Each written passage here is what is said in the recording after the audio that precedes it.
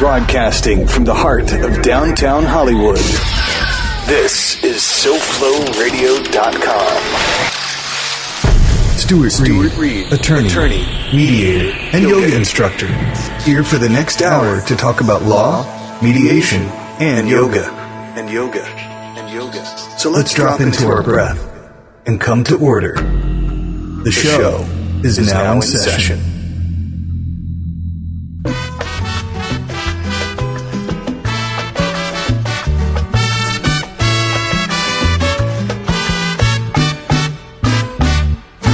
Oh, thank you, George. Here we are for another day at your wonderful studio on Hollywood Boulevard.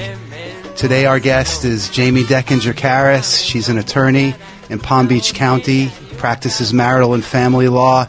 And before each show, George asked me, okay, what's the music going to be today for opening and closing the show? And I just threw it out. Jaimie, what do you like? Her first thing was Latin music. So I thought back to the days when I was a Mr. Music DJ playing parties around Miami. What I would play at Latin parties, Fania All-Stars. They're like the kings and founding fathers of salsa, modern salsa. So better you than me. I'm a horrible Cuban. I don't like Cuban music. I like Spanish music, but not just Cuban makes music. Your body move. Feels good. More for you. I think this type of salsa is not necessarily Cuban, though. I think it's more like international salsa. Sounds very, very Cuban to me. Celia I think salsa is Cuban. Sounds like Celia. Is it Celia Cruz? Happy, though. It sounds like Celia Cruz. My mother used to maraud me with Celia Cruz. She used to chase me around with a Celia Cruz action figure. Azúcar! I had nightmares about Celia Cruz. I enjoy the beat, the rhythm. Okay, with that, I think we need to all drop into our breaths and come to order, as they say at the beginning of the Stuart Reed Law Mediation Yogi show. Celia Cruz is not good meditation music. No. But the image that you had of the Celia Cruz doll. Azúcar! And I'm not sure who you're speaking of. I just like the sound. Oh, she's like, James Brown is to soul music. Got it. She is to salsa music. Okay. Yeah, I had that's the a good way pleasure of putting to see it. her at the North Beach Bandshell in Miami Beach. They have awesome music there through, I think, the Rhythm Foundation in Miami. Wow. Yeah, I think maybe one day, before George's last dying breath, he'll take me to a Celia Cruz concert. He'll get the salsa groove. Yeah, I don't know. It's been a long time. I've been to a lot of Cuban parties. My family, of course, is Cuban, and yeah, I don't dig it. I want to take headphones. Okay, but I think George liked what we chose as our closing song. And if we're lucky, there will be live singing and dance. It's Beauty and the Beast? No. Phantom of the Opera. Phantom of the Opera. Yes. It shows the level of my culture. It's a love story. Broadway. The opera is a love story. Ooh. Well, maybe we'll hear more about that. But let's take a detour from the detour, and we'll talk about the subject today, which has something to do with yoga and mindfulness. Isn't that what kind of brought you here, Jaimie? You brought me here, Stuart.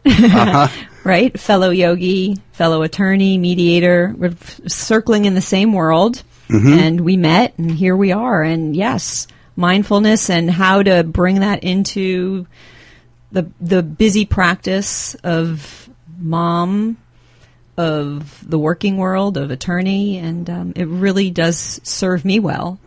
Mm-hmm. Yeah, it's very, very much. So I know that you practice yoga. I do. And that you live in Palm Beach and work in Palm Beach County. Yes. Okay. And I know you've been doing it for a while, but I don't know how long. Okay. So this is a really great story. Mm-hmm. My mom and my dad back at the time, when I was, oh my goodness, a very little girl, used to go to a house, and I believe it was out, Mom, if you're watching, tell me where it was.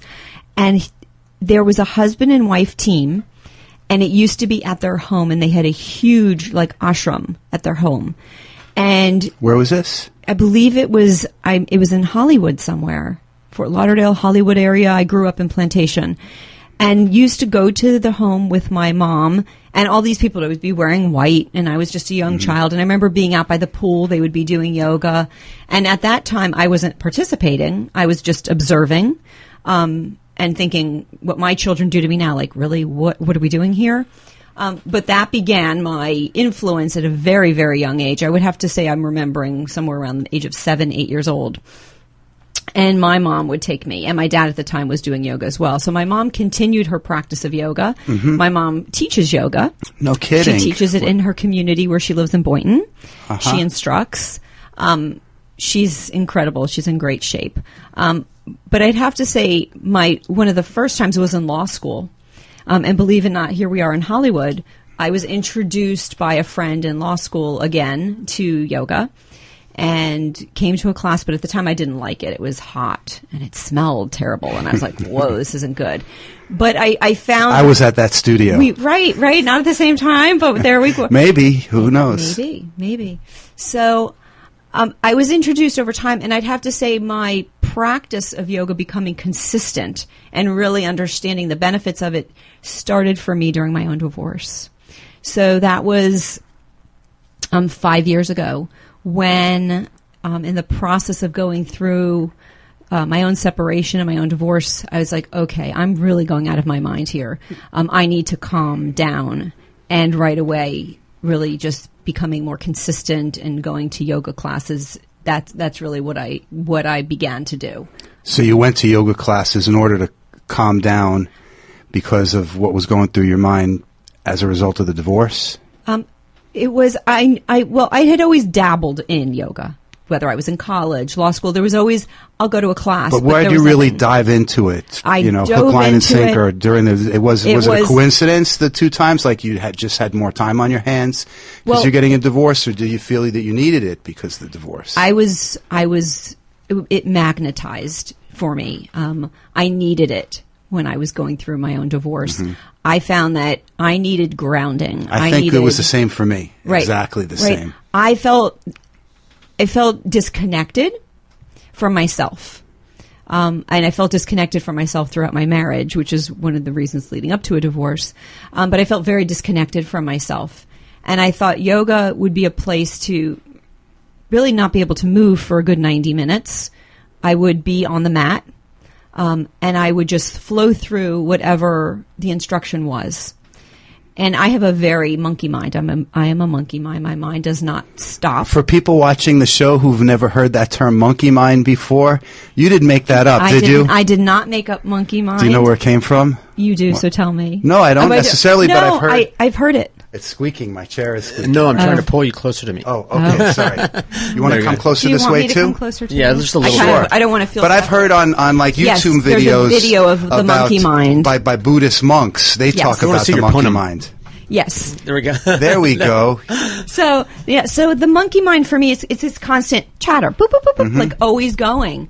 And it bothers me, and it bothered me.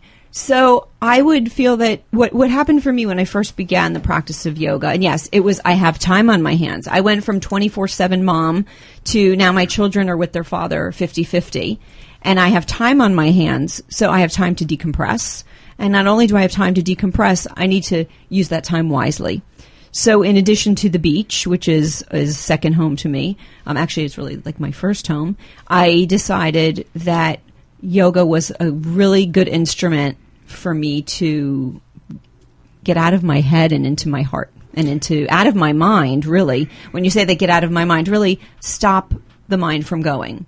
So when I first started really practicing yoga, and I will have to admit, it's taken me years, up until recently, I will go through the vinyasas, I will go through sun salutation, I will go through everything.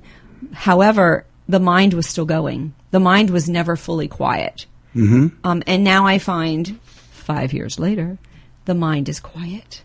And it's a beautiful place to have arrived. So let me just ask about some of the things that you said. You, Absolutely. I think, started saying how you felt disconnected before you jumped back into yoga. And I guess yoga was a way to feel more connected. And then we came at the end where now you have a quiet mind. Yeah. So how does having a quiet mind or yoga help you feel connected with yourself? I guess you meant you felt disconnected from yourself, like who you think you really are. And now maybe you feel a little closer to actualizing who you really are. Who am I? Yes. What do I offer? how do I move through the world? How do I work with my clients? But how does yoga help with that? I mean, a lot of people think that yoga is about stretching your body and sweating and seeing how balanced you can be. How does yoga help you to get through the world? And well, you said it's presence. Open your heart and presence. Absolutely being present to the moment, dropping into your physical body and feeling completely alive. So when I was saying I felt disconnected, here I am going through my day, thinking about things that may have happened in the past, thinking about things that may or may not happen in the future. And when you're physically present doing yoga, there's nothing going on except that particular moment, that particular posture. And it's a healthy moment. It's a beautiful moment. It's a quiet moment, and your body is benefiting, your mind, your heart. And you're That's open. my interpretation. I agree with you. And you're open, receiving, fully receiving. And there's nothing else happening and transpiring in your world but that particular moment. So I can carry that through to my work with my clients. You just read my mind, because I was trying to make that transition to how does this all relate to your professional life? Well, I think that the biggest benefit for myself is very present with my clients, very calm, not triggered. I always tell my clients, go do yoga, go do yoga. And a lot of them have and do, and it's helped tremendously in our communication because they transform, just as I transformed. And these clients who you tell to do yoga, because I haven't told many clients to do yoga myself. Although since I've become a yoga teacher a year ago, I've told a few of them that I am. And I think that they could benefit from it, especially people going through a divorce. You got time on your hands. You'll meet nice people. You'll calm that chatter in your mind where you're always beating yourself up or you're angry. I mean, one of the reasons why I became a yoga instructor last year is I thought by having a more consistent yoga practice, I'd be able to not feel angry so much. I mean, a lot of people go to yoga in order to calm themselves, not to feel, and I guess in divorces too, you may feel angry at yourself or someone else and your clients. Well, so your clients, right? They're the divorce clients who you're advising to go to yoga? Always. And I'd have to say the bulk of them take that up. And I find that it transforms our communication. So if you have in a divorce proceeding, you have the hostile client, right? Or the client who's, let's not even say hostile. I don't attract hostile clients. I happen to attract wonderful clients. I love my clients dearly. But they are upset. They are upset about what their spouse may or may not have done. They are upset about... And afraid. They're upset and angry about the financial circumstances. How could he? How could she? So once you begin the practice of yoga, you understand, number one, I have no control over what anyone else says, does, or thinks. I only have control of myself. Great point. I love when that thought occurs to me. It's so if I can wise. express to Say that again, in case any... So when a client, let's start from the a client's upset about something that's transpiring in their divorce, and I say to that client, you can only control yourself. You cannot control what anyone else says, does, or thinks, right? And they take that, but they don't get that. They're not absorbing that. And all of a sudden, maybe a month or two goes by, and they come back to me and they're like, their perspective changes. They understand, I understand that we have to resolve this, or I understand we're going to go before a judge, and I can only do my part. I can only be who I am. I can't worry that he, screwed me over or he did this. They're a little bit more mindful of the fact that this is the way it is. This is how it played out. They played their part. Their spouse, soon to be ex, played his part, and it is what it is. So there's that, like Don Miguel Ruiz, right? Take nothing personally. Right. Right? We can only one of the four. But the agreements. harder part, though, is where you're saying letting go of judgment of circumstances outside of you. But the hard part is letting go of judging yourself all the time for a lot of people. Well, letting go of judging, and I did that in my own divorce. So much of my own. There's judgment, there's shame, there's living that I didn't expect this of myself. I have a client right now. It's always, well, this isn't what I wanted when I got married. This isn't what I expected. And now he's doing this to me. I'm like, wait a second. Let's go back in time. This is something I do with my clients. Let's go back in time and play out. How did you bring this? What part of the story? What do you play in this? And that's part of mindfulness. How can I bring myself present to what is? Because I am a co-creator of this. Right, and I do a little bit different with my clients. So you've been talking about mindfulness, but how about yoga? Yoga in particular? No, not to stick to it, but do you see any distinction between how mindfulness can help you find calm by just letting go of all the judgmental chatter and focusing on something that's sort of innocuous, like your breath or music? But yoga is something different. I mean, you're particularly focusing on your breath. And you're particularly try to being aware of your body and get everything lengthened and opened up. But have you heard the term yamas and niyamas before? No. Yeah. So the yoga that we practice in studios is one of several branches of yoga. Yoga generally means being in touch with your. It means uniting, and it's understood on many levels. Uniting with who your true self is. You're uniting with your body, your breath, your emotions, your heart, but also I find in yoga classes and all, you're uniting with other people, uniting with your higher self. And so you see like Hare Krishnas banging on and dancing, that's bhakti yoga, where they're expressing themselves in a devotional, emotional, musical way. And there's something called karma yoga where you're trying to serve with good deeds. The type of yoga in the studios, Raja Yoga. It's which the 8 limbs. One of the limbs, the technologies of this yoga is the asanas, the postures. Lengthening, twisting, opening, because, if you don't feel good physically, how are you going to feel good mentally? How are you going to feel free if you feel like your body is enslaving you? But also the other limbs include meditation, concentration, opening yourself up to a higher power, breathing exercises, pranayama. So back to the yamas and niyamas, what set me off on the tangent. It's sort of like the ethical foundations of yoga, things that you're supposed to refrain from doing and things that you're supposed to not refrain from doing. There's 5 of each. And you're probably have soaked it all up in yoga studios and not even aware of it, because people who go through yoga teacher training programs generally have to study the yamas and the niyamas. And what they say is in India, when they teach kids yoga, they have to learn this before they teach them any of the physical yoga or the meditation or the pranayamas. And so things you're supposed to refrain from doing harm to others, to yourself. I think that's why you find that a lot of yogis are vegan, and peaceful people. You're supposed to refrain from lying. You're supposed to refrain from stealing. You're supposed to refrain from being too attached to things. And you're also, so those are, you probably hear that in yoga all the time. The teacher's saying, let go. Let go of your prior judgments. Let go of the past. Let go of your expectations of the future. And that's what mindfulness is also, is being present, living in the present. Right. And then I'll close up this mini diatribe but diatribe, I guess, has a negative connotation, but I think everything is positive about yamas and niyamas. I like the yamas. The niyamas, the things that are the no restraints, that you don't restrain from doing. Cleanliness, including in your mind and in your heart. If you're having bad thoughts about other people, you try to take care of that.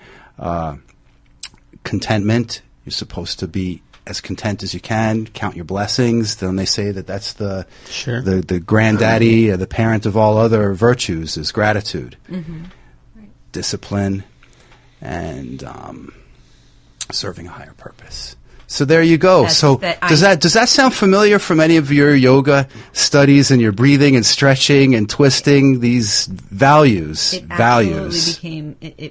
became immersed. Absolutely. Absolutely. And a big one you're talking about, non-attachment. Non-attachment. I keep going back to that all the classes. Non-attachment. And now imagine if we can take, as lawyers, that view of non-attachment with our clients, right? Non-attachment to and I don't want to say non-attachment to outcome because the outcome is important, but non-attachment to objects, non-attachment to your children. And when I say it, don't take it the wrong way, non-attachment to our children, but when we're moving through divorce and we're educating our clients, what a beautiful place to have a conversation with them about attachment to their children, attachment to the other parent. And I happen to be exceptional at non-attachment. And I work that with my clients as well. Maybe not even knowing. And it gives you peace. Oh, it gives such peace. Absolutely. If you don't always have to have things a particular way just because you want them. I mean, that's really a hallmark of somebody who has never grown up, right? Right. Absolutely. Not, I'm thinking my first example when I became an attorney in the first firm that I went to work for, which was also a family law firm. I'll never forget the first case that I worked on. Have such memories of it. Not fond memories. But there was a refrigerator, a brand new refrigerator in the house. And the parties... Okay, now you got George's attention. Yeah. It's like... We're talking refrigerator. What do you mean, a refrigerator? Yeah, I'm compelled. Okay, you're compelled. The parties were fighting over who was going to get the refrigerator. What was in the refrigerator? I don't know. We didn't do an inventory. But there was a refrigerator. And I'll never forget that the position of the client at the firm I was at was that this refrigerator belonged to her, and she was going to have that refrigerator. But the fees that she spent fighting to have possession of that refrigerator exceeded the cost of going out to buy even a nicer refrigerator.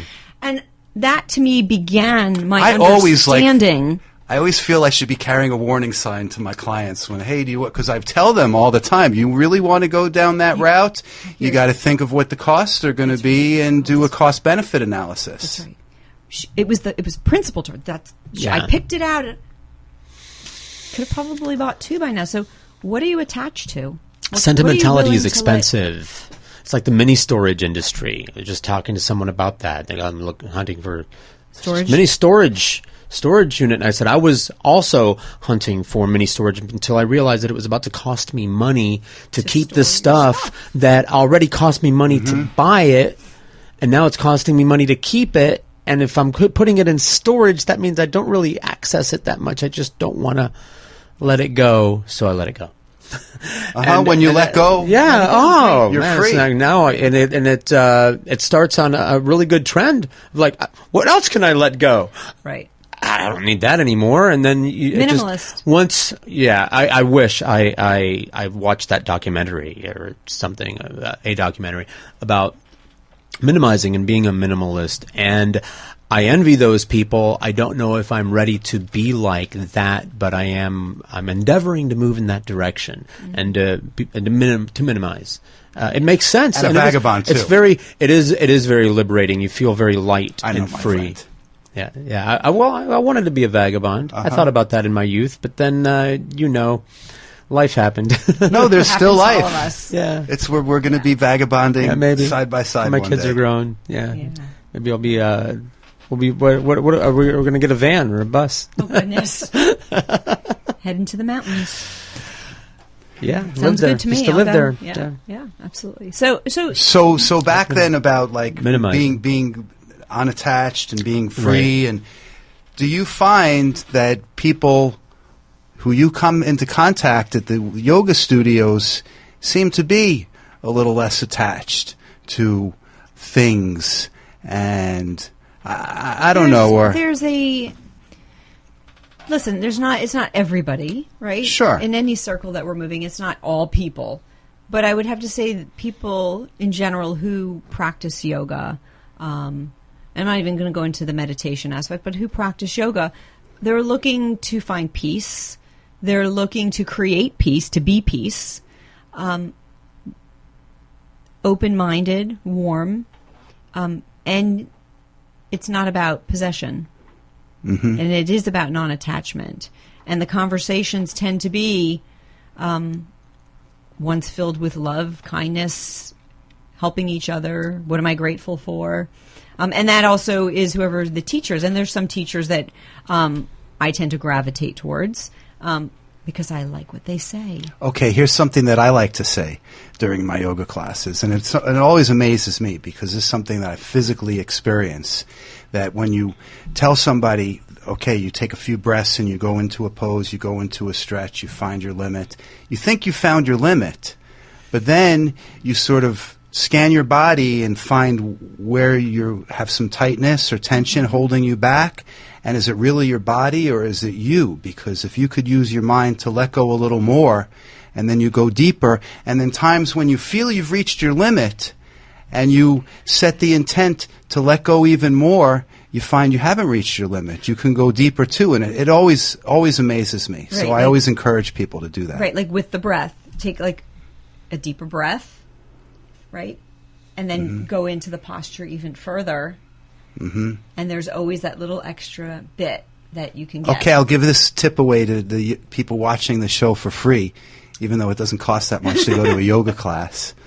But the yoga breathing you're talking about, using your breath, as you're breathing in, you're energizing, you're elongating, you're sitting up a little taller. And as you breathe out, without losing that length or energy, you relax and you release. So you relax your shoulders and your face and your hips. So it's always a lengthening and relaxing process in yoga, and that's how you go further and deeper. And I think I told you I had such bad sciatica a little more than a year ago, and this is before I did the yoga teacher training program. It was just when I had been going to yoga when I felt like it, and sometimes a lot, sometimes not a lot, and after putting on some weight and traveling a lot and flying to a lot, I had sciatica. I couldn't walk for 2 weeks. So after speaking to an orthopedic surgeon and getting an MRI and hearing what he was suggesting, I Googled yoga for sciatica. And every day, we were talking about the dog park earlier, right? Yeah. So every day while my dog was running around the dog park, I would just do these poses that the idea is to lengthen the spine and twist. So I would encourage gently that sciatic nerve to get back where it belonged, rather than being pinched between two vertebrae. And yeah, so the whole physical aspect of yoga is about lengthening and opening and twisting, so everything goes back where it belongs and everything can work harmoniously. Body, mind, spirit. Right. Jaimie. Well, right, when we're talking about our bodies and the tension that we hold, when there's that release, you feel that release of the tension. And right, what are we holding? And all of the manifestations, the emotional manifestations, typically are manifestations of we'll manifest them physically. So when people have illness, right, they're physical manifestations of what's happening in our minds. So using yoga, we get to clear the mind. We get to be fully present. So even when you're not practicing yoga necessarily, but you're at your desk, you're in front of the computer, you're working, you being a yogi practitioner, you might notice once in a while, hey, my shoulders are a little tense, I'm going to let go, and how come I'm clenching my teeth? And does it help you mentally, you feel, in the practice of law, by letting go of the physical tension in your body? I would have to say that I am on the mat less than I'm off the mat, but I'm always carrying the principles with me in everything I do, whether it's work, whether it's my children, whether I'm driving, the principles follow me everywhere. So I could be in traffic. No matter what it is, I'm still. You're self-aware. You're a self-aware person because of yoga. I'm always self-aware. I'm always self-aware. No matter what I'm doing, I am self-aware. Mm-hmm. Mm-hmm. And sometimes, of course, I have my moments. I'm human. We're all human. Monkey brain. My monkey brain. So some people might think that fabulous. these are not good skills for lawyers, that lawyers should be callous and lawyers should just be calculating. Mm-hmm. But I think you're saying that you think it's okay for a lawyer to be authentic and sensitive. What's your point of view? I can't be anybody but myself. Mm-hmm. And lawyers are, some are calculating and some are aggressive, right? I was just driving here and there's a billboard, aggressive injury lawyer. Well, I'm sorry, aggressive injury lawyer is going to have the same outcome as calm, peaceful lawyer. But an aggressive lawyer is going to potentially be having... Maybe less. Do you find when you go in a courtroom that a lawyer exhibiting aggression in presenting an argument to a judge scores any points with the aggression? They believe they are, right? Condescending. Well, they're scoring points with their clients because the clients think, wow, I've got a strong lawyer. Well, clients, right? Clients, okay, well, we'll go there in a second, right? It depends on the judge, right? But I don't really care. I'm doing what I do the way I do it. Right. The way for you to offer the world the best you can offer is to be yourself. It's to be myself. I don't want to be, I'm going to aggressively advocate for my client calmly, peacefully, intellectually, and be prepared. Beyond that, do I need to Isn't yell? Isn't that what they teach you in law school? They teach us to think. They teach us to be persuasive and be correct. But I don't ever need to be correct. Ever. What I need to do is present my client's case. What I need to do is present the law that's available. What I need to do is present potentially equitable arguments that the judge might want to hear. Do I need to do that banging my fists, stomping my feet, being aggressive and yelling? No, because guess what? That's not me. And my physical health is important, and I don't need to have ulcers and feel like I have to down coffee, drink, smoke, and do anything else that maybe aggressive lawyers have to do. I'm very happy. I'm very peaceful. And the thing a lot of clients don't understand is you can hire whomever you wish to hire. There's freedom in that, but your outcome's going to be the same.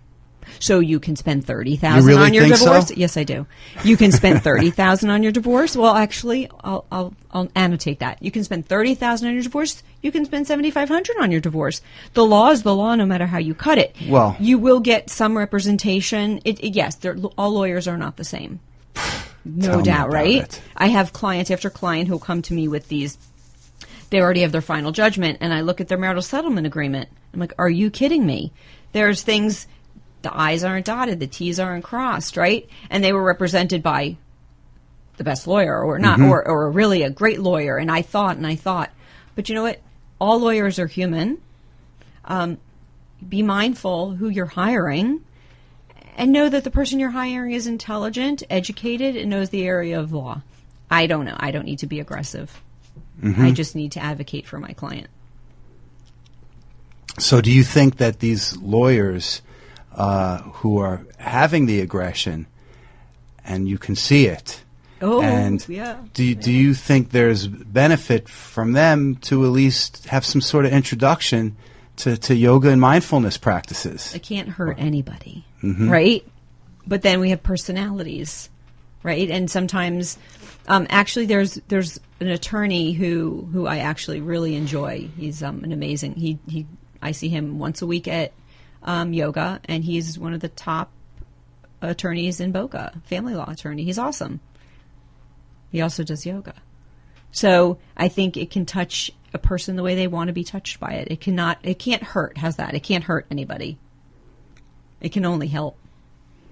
Well, how about the values or what do you think are the effects mentally of having mindfulness and yoga practices? Like if you didn't have a mindfulness or yoga practice, do you think you'd have less clarity, maybe not as good judgment, maybe more confusion, or you might be able to be persuaded to do things that can get you into trouble if you don't have like a strong foundation?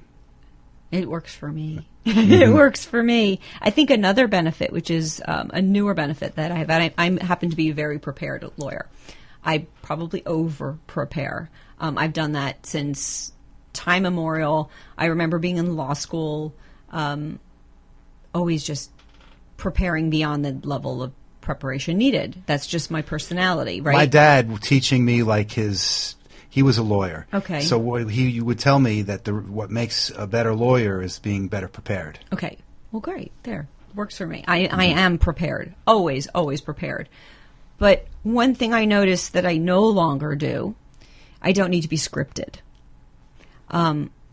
There's a flow that comes through me. I'm a container. The information is in me. And it comes out. And it's and not, you trust yourself. And I trust myself, yes. And I don't need even though I'm prepared, there's a level of, right when you're doing a direct or a cross or an opening, closing, whatever's going to come out, it's going to come out. Don't you wish she was your lawyer in your divorce? She should host a talk show too. I'll stop talking now. She's an excellent guest, but that's exactly how, like when I started filling in for Neil, I used to write. Everything was very, very scripted, and the more accustomed I got, and then I noticed, he was a veteran. He would just write a few things on a sheet of paper just to remind himself. Right. These are just talking points, just like one word in the margin of the log or something. That was an hour's worth. He knew what he wanted to say about that particular issue, and then you get into that. This is what I want to cover. I just need an outline or a guide or something like that. Right. It's a word just to jog your memory. Yes, I do want her. I wish she had been my lawyer, but that's okay. It's all okay. I hear that. Everything's great now. So you're part of the club I don't want to relive that. Oh yeah. Look, who's got two thumbs and is happy to be divorced? So besides this workshop that we were discussing before the show that you were already aware of, that I do for lawyers, Yoga and Mindfulness for Lawyers. It's a 3-hour workshop. They get professional education credits. There's another workshop that I developed since I became a yoga teacher, and George was there at the first one, Yoga Healing for Divorces and Breakups. Beautiful. Yeah, it was fun. Great idea. Yeah, it's a great idea. It was fun. It's a great idea. Yeah, I actually am not certified. I am a student, but one of the things circling in my mind is it's coming to become certified, and that would be for my own practice, really to perfect my own practice and posture. But I have things in the works. What's great about the studio where I teach is they give you the freedom to do whatever you want like this. Hey, and they encourage you. They support you. They're like true friends and family. That's a great idea. Go put on that divorce and healing workshop. Yeah. And they help promote and really good friends. You should plug them if they're really good friends. Oh, the I Love Yoga studio on Dania Beach Boulevard. Nice studio. I've been there. Nice studio and nice people.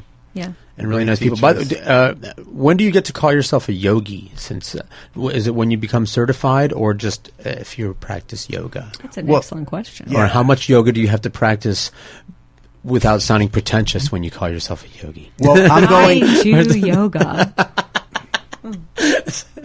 Sushi and yoga. I came to South Florida. Try to find somebody that doesn't do sushi or yoga. I don't do sushi. Really? All right. Well, Nothing 1 out of 2. Yeah. 1 out of 2. There you go. Find someone who doesn't do either one. Really? Do you have any friends? So no, I want to call myself a yogi because I like the sound of that, but I only do yoga. Me too. Once in a while. I never called myself really a yogi until this show. You're certified. I think you could. I practice yoga. Okay, that's good. I don't want to. I can't even say that.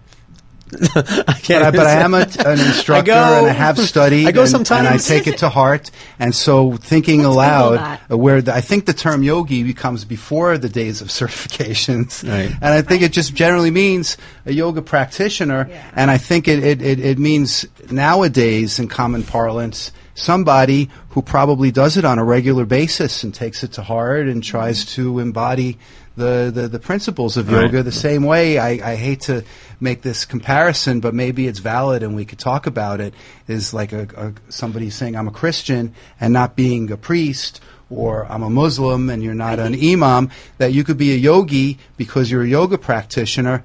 But the comparison is that, there's adherents and followers. But in order to be a yogi, you can also be a Christian. You can also be a Jew. You can also, it doesn't require that you give up any particular faith or call yourself one thing or the other. Although I think being a yogi can make you a better Muslim, a better Christian, a better Jew, because you have more compassion for yourself and other people. Yeah, it's a pathway. Right. So you're saying that, the people, that's funny because I hadn't even thought of that, but the people that, like Christians, for example, that might feel like it's a contrary religion, you would say, no, it's not. No, I mean, it definitely has its roots in the Hindu religion. Are we? Huh? We are not going to go into religion. Maybe. Well, we'll see. But if you try to drag us out, but he asked a question and I want to answer Some people from the outside looking in might it might look religious, the meditating. Well, sure. You go to my yoga studio and they've got posters of Hindu gods, and they've got Hare Krishna mantra. So sure, it does come from the Hindu tradition, but it doesn't require you to be a Hindu. It doesn't require you to say any particular prayers. Basically, the term yoga itself. I can practice yoga and still not go to hell. Well, yoga means union. And the earliest use of the word yoga was in the Bhagavad Gita, which is a story of the battle between two armies, and Krishna's on the side of Arjun, and Arjun doesn't want to go into battle. And Krishna's having a conversation with him about, you've got to fulfill your destiny. Mm-hmm. I understand you don't want to fight your relatives, you don't think there's any benefit to all this carnage ahead of you, but you're the prince, you're the warrior, you're the leader, that you've got to fulfill your destiny. And so the word yoga, pretty much how it's used in the Bhagavad Gita, means your true nature, living in accordance with your, like maybe in Taoism, your Tao, you're fulfilling your purpose. And then afterwards, I guess the technology and the practice of yoga, of finding your purpose and fulfilling who you are, were developed by these yogis. And it was put into writing by a guy named Patanjali, the Yoga Sutras of Patanjali, where he wrote about the yamas and niyamas and the asanas and pranayama and all that. But the focus in there was not to make you a good Hindu adherent. The focus of what we're talking about that arises from the Sutras of Patanjali is the purpose of yoga is a mindfulness practice. You're supposed to, as they say, bring you to calm the fluctuations of the mind. Mm-hmm. That your mind isn't always that monkey mind chatter.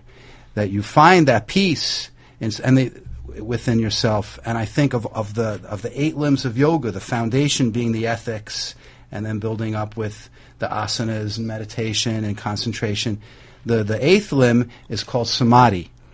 I don't know if you've heard that term before, where they think of it as like a mystical thing, like that's enlightenment, like when the Buddha achieved enlightenment. Mm-hmm. But it also means where you sort of merge with the object of your meditation. There's no, you like from the Beatles, I am he, as you are we, as we are all together. So that's samadhi. So yeah, yoga is not you don't have to be a Hindu, you don't have to give up your religion.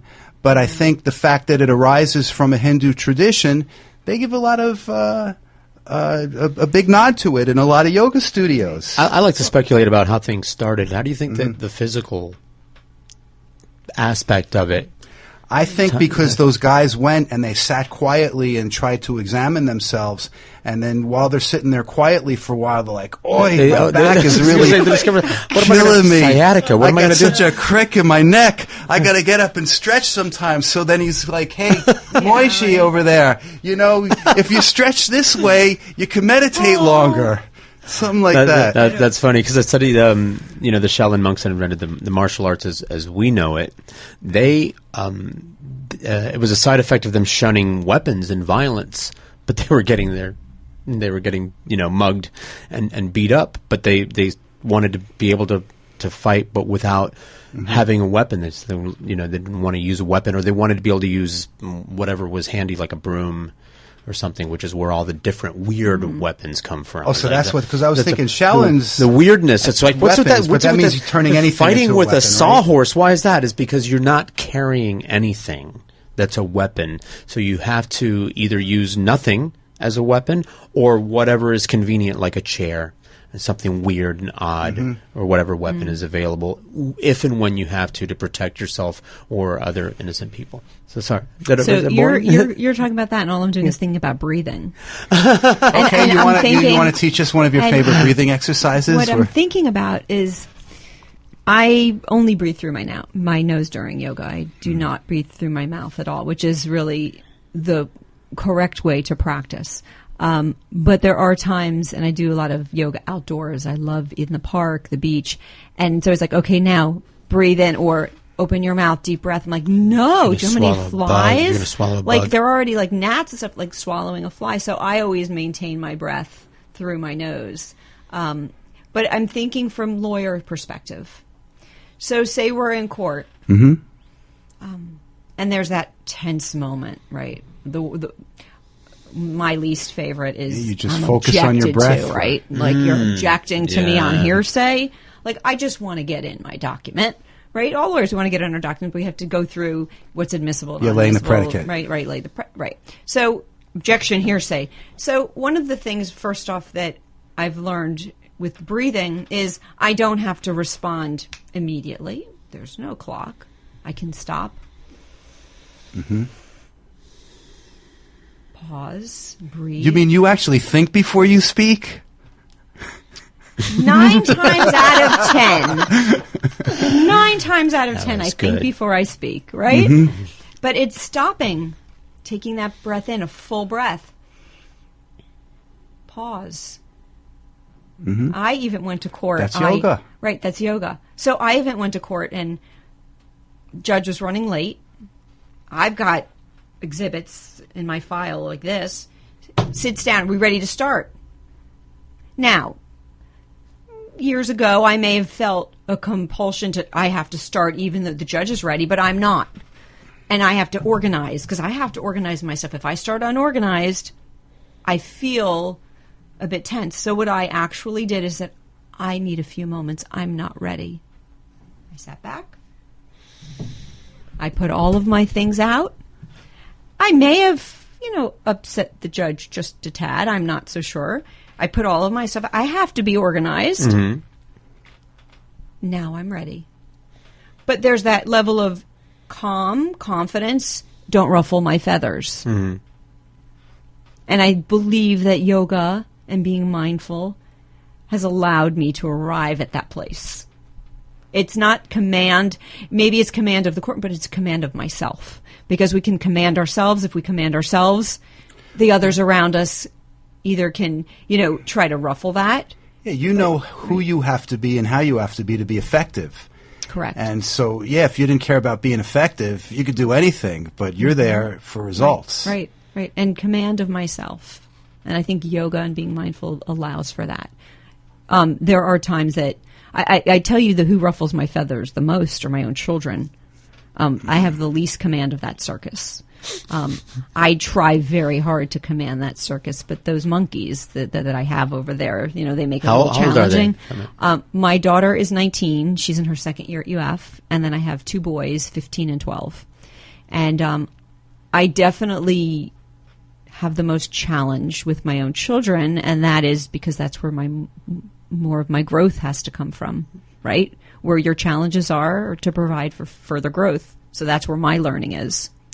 I imagine lawyer mom would be quite I'm quite an experience. But you have lawyer powers, so lawyers are no different than other people. No, I am. Maybe a little more stubborn. I with my children, I'd have to say and I have this discussion. I'm not attached to my children. Pre-divorce, I was very. I don't want to say I was controlling because I've never found myself to be controlling. Although my ex may, disagree with that. That's okay. I'm not controlling. I've always been able to see right, wrong, and there's another side. And I've always been able to just. Everybody's entitled to their own opinion. Everybody's entitled to see through their own lens. With my children, the non-attachment came with the divorce. They came through me. Mm-hmm. They're of me, but their journey is theirs alone. So I really have a non-attachment to my kids, which I think sometimes that becomes a bit of a challenge because there isn't that need to be controlling. One thing I picked up talking about your journey and how you view with your children is that you're also on a journey of wisdom, seeking wisdom. So does practicing yoga have anything to do with that, do you think? You think that it's a path of pursuing wisdom, yoga? And does wisdom benefit a lawyer in any way? They seem sort of obvious, but a lot of people think, no, lawyers just have to be clever and powerful. But how about being wise? I think we each get to be who we decide. And I don't think we actually got to make that decision. I think it's decided for us, and we just carry it out. So I'm divinely guided. I don't know where my future goes or what direction. I just seem to follow however I'm guided. And this is my path. I enjoy it. Will I always practice law? I don't know. I have no idea. Maybe We're not. talking about yoga and wisdom. You told me you've gone on different like yoga workshops or retreats. I've done. I cannot wait to go on retreats. I don't have the time for really leaving for 10 days or 2 weeks. I look forward to that, even to go to like Vipassana and meditate for 10 like days. Workshops. Have you gone to I've things local. that seem to be a little not necessarily about the physical aspects of yoga, but about what's going on in your heart and mind? Oh, absolutely. I love that. I can immerse myself all day in yoga workshops. I went to, was it at Broward Yoga Expo? Was at the Broward, right, the convention center? And you can just go class to class. And all the I was vendors. And all of the, I didn't do any shopping. I just went class to class, and I was introduced to, I'm bad with names. That is one of my things. There was this one teacher there who had this crazy style of jumping and meditating and then yoga. And I just fell in love. I fell in love with that moment, that piece of time that will always be embedded. Like, I love that practice. Whatever he was doing, I'm for it. He's in Miami, one of the instructors. Was his name Loki? No, Or I could look it up on my. Was it Bhakti Yoga? No, it wasn't Bhakti. No. Because I We went had to rocks in our hand. It was just so cool. at the Bagua Center. Oh, yes. And Yeah. so it may have been him. And No, it it turns wasn't out that him. my friend Moses, who both of you know, he said he was his roommate at this guy. I went to, it's called Bhakti Yoga I know, Dance yeah, Class. yes. And I thought it was going to be where they're singing and clapping their hands and swaying and like a mellow yoga thing.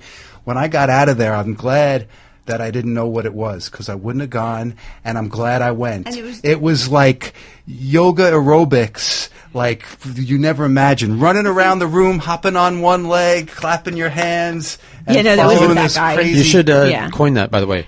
Yoga aerobics. Start a class. There, There ding, you ding, go. ding. Quick, somebody jump on it. But I think there's this ability I'm to. sure someone's beat us to it. There's this ability to be exposed to all different things in yoga, right? Mm-hmm. And it just opens the world up. And I love all those spiritual gatherings. I like everything. It's yummy. It's fun. So somebody it's shouldn't turn inviting. up their nose because they come from a different tradition. Like, oh, that's this weird Eastern Hindu stuff like we were talking before.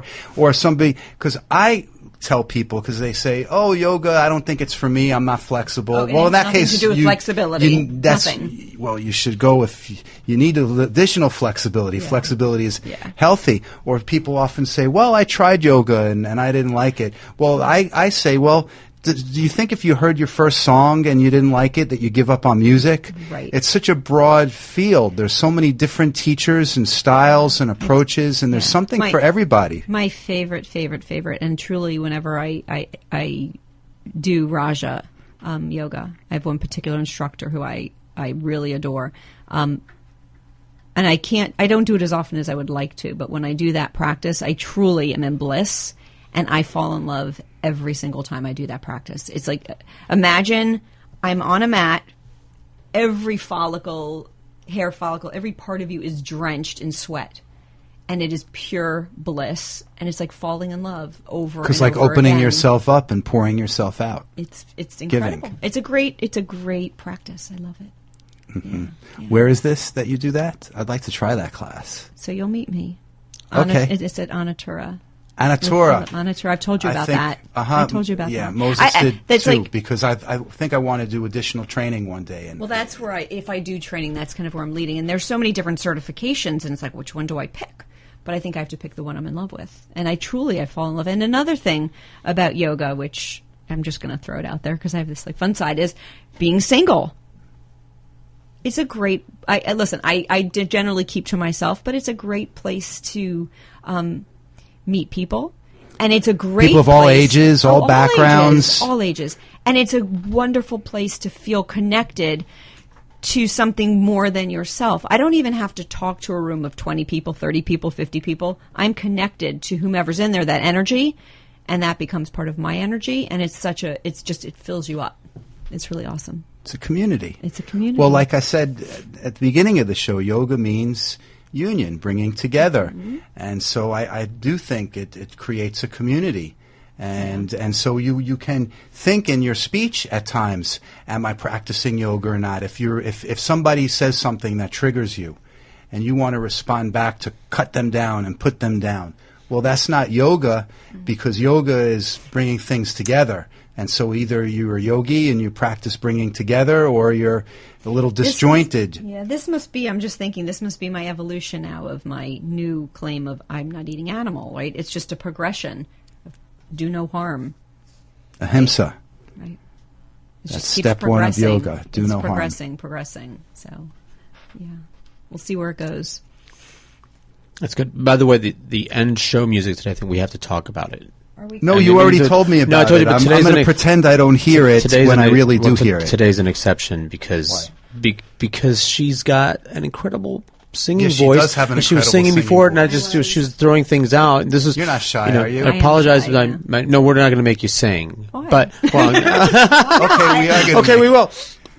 Because and it's still, we're like 5 minutes left in the show, but I was just like giving you a heads up that when you're ready for it, this is after we do all the plugs and everything like that, because I wanted you to have a lot of opportunity to have your guests promote their website and everything. But you have a website? The Phantom of the Opera, and wow, you're so modern. She knew all the words and everything. It was so impressive, and Sarah Brightman. So the love story, because I mentioned that the opera, everybody's familiar with the plot of the opera. Okay, good. Finally, I'm going to know Andrew what this is Lloyd about. Webber wrote that for his wife, Sarah Brightman, at the time. So I mean, that's a love story in and of itself. Hi, honey, you're an awesome singer and you've got a great career and everything already going. But I think it could use a little bump. I think let's get a famous thing, and I'm going to write this whole opera for you to star in. And it was beautiful, and the songs were beautiful, of course, because he writes beautiful music. And I just I like stories like that, like real life love stories that work out. I mean, at least the art that he was inspired to create because of her, is really beautiful and appreciated by a lot of people. So something. Well, may we all have those type of love stories in our life. Maybe. Yeah. No, I'm just thinking how the word marriage, right, and being a family law divorce attorney and practicing what is the yoga, etymology of marriage word? I never. Practicing yoga and all of that. It's such a beautiful marriage, right? It's such a beautiful marriage. Union between two people, right? Yoga is really a union of self. Right. I got to think about this. Okay. I think it's starting to sink in where you're saying like a true marriage is sort of like a yoga practice. People opening up and sharing and making a union, because that's what yoga is. It's union of self, right? Union of self. And then my whole journey is, to me, it's just destined, but practicing family law and who I am and my own journey and how I've arrived to where I am as a divorced woman in her 40s. This is getting good in my own head. I personally think it's a good I'm story. sharing my personal opinion here now, but that a family law attorney who's able to not only effectively represent your client's interests, knowing the law and presenting the facts clearly, but also on a personal level to bring calm and perspective and maturity to your conversations with your client, that you're providing a healing service, that we're in a healing profession. We're not only in the problem-solving profession, we're healers. So you talk about healing. Guess what? What? My website. Yes. It's how do I just said if I want to use Jaimie? You don't know this. No, I don't know this. You don't know this. Oh my goodness. So my whole practice, Wow. and I've I been am a yogi. This is a segue. healingdivorceattorney.com. And I'm not big on marketing and whatnot, and I need to get with the times on all of these things, but healingdivorceattorney.com Wow, I got goosebumps. is my website. Yes. See? And if anybody wants to contact me, it's healingdivorceattorney@gmail.com. The number on my website is incorrect. I've asked the person who hosts my site to fix it, but it hasn't as of this morning my goodness. been done, and I don't stress about this, but I can be reached at 561-859-1479. That's 561-859-1479, and healingdivorceattorney.com. Simple website, and I need to expand on all those things, but I just am who I am.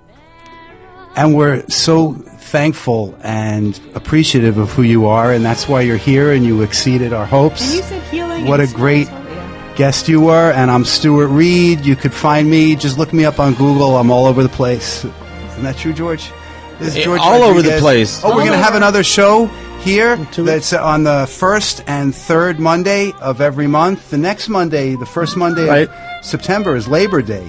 Do you want to do a Labor Day show? Or should we do it Sure. on No, we can do a Tuesday? Labor Day show. Yeah. I don't care. Maybe we'll get a laborer. It's Eclipse Day today. Happy Eclipse Day. I've got my Happy Eclipse Day, yes. my special eclipse viewing glasses. Actually, Binoculars. I know, I'm just kidding. That could have been so I'm not just simple. going to pry my eyes. This is my joke prop for the show today. I'm not going to. So be anyway, pleasure meeting you, y'all Jaimie. come back. You're here to the next show here on SoFloRadio.com. Thank you, Stuart. From high atop 1926 Hollywood Boulevard, you're listening to SoFloRadio.com.